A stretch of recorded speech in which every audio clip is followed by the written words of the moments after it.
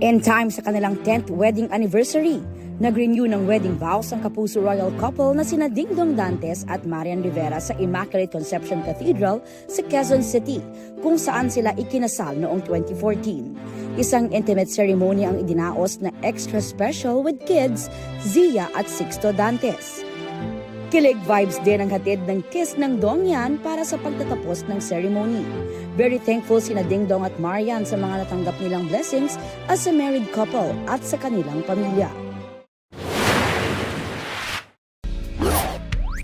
Bakit kasi hindi mo nilinis yung kalat mo kanina pa? Hindi ako yan! Okay, ako na lang. Fresh from his victory sa Green Bones, bibida naman si 50th Metro Manila Film Festival Best Actor Dennis Trillo at wife niyang si ultimate star Jeneline Mercado sa rom-com film na Everything About My Wife. Tampok dito ang love story ni na Imogen at Dominic. Ang tanong, ano gagawin? When better turns to worse. Kasama rin nila sa film si Sam Milby. Produced yan ng Creation Studios, GMA Pictures at Glimmer Philippines. Babaan mo ng boses mo.